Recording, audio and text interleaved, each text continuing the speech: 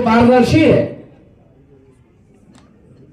इसलिए ballot paper पर चुनाव होना चाहिए।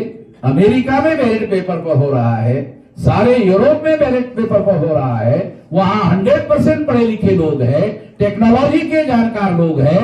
वहां अमेरिका और यूरोप में सारा काम टेक्नोलॉजी में हो रहा है, सारा काम टेक्नोलॉजी में हो रहा है। अमेरिका और यूरोप में आजकल सारा का सारा काम टेक्नोलॉजी में हो रहा है। घर में भी प्रत्येक व्यक्ति के घर में कंप्यूटर है, और वो भी घर में बैठे बैठे ही अपना काम भी कंप्यूटर पर ही कर रहा है। क्योंकि मैं अमेरिका में जाकर आया हूं, यूरोप इंग्लैंड में जाकर आया हूं, तो वो प्रत्येक घरों में मैंने देखा वो लोग कंप्यूटर से अपना काम, ऑफिस में भी कंप्यूटर का काम, और लोग प्राइवेट में अपने घर में भी कंप्यूटर से ही काम करते हैं।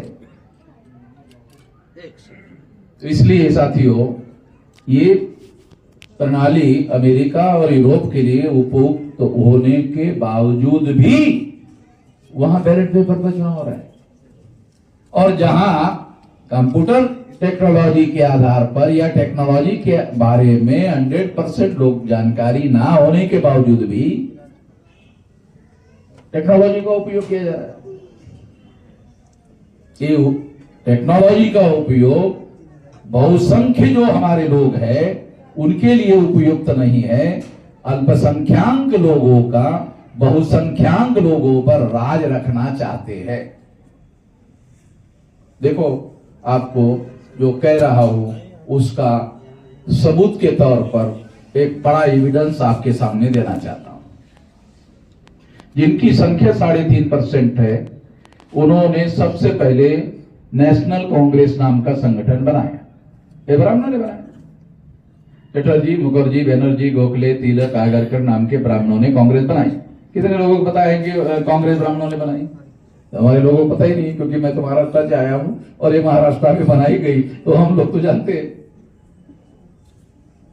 ये ब्राह्मणों के द्वारा बनाई हुई है, जिनकी संख्या 3.5% है, नेशनल कांग्रेस। दूसरी बात, भारतीय जनता पार्टी आरएसएस ने बनाई।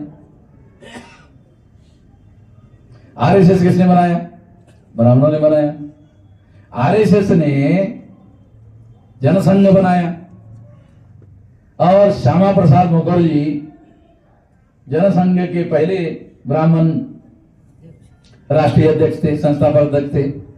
फिर भारतीय जनता पार्टी बनाई, उसके राष्ट्रीय संस्थापक अध्यक्ष पंडित अटल बिहारी। सबूतों के साथ बोल रहा हूं, काल्पनिक बातें नहीं बोल रहा हूं। तो इसका मतलब यह है, कांग्रेस भी ब्राह्मणों ने बनाई हुई पार्टी, भारतीय जनता पार्टी भी ब्राह्मणों के द्वारा बनाई हुई पार्टी।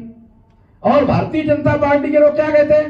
नहीं, ये तो हिंदुओं की पार्टी है, मुसलमानों की नहीं है, हिंदुओं की है। हिंदू कौन है? उनको पूछो हिंदू कौन है? तो एससी एसटी ओबीसी के लोग हिंदू है। एससी एसटी ओबीसी के लोग हिंदू है। चलो ठीक है, तुम्हारी बात मान लेते थोड़ी देर के लिए कि एससी एसटी ओबीसी के लोग हिंदू है। तो दयानंद सरस्वती कहा करते थे, हिंदू मुसलमानों के द्वारा दी हुई गाली है। वो ब्राह्मण दयानंद सरस्वती, ब्राह्मणों का सबसे बड़ा नेता, वो क्या कहते थे?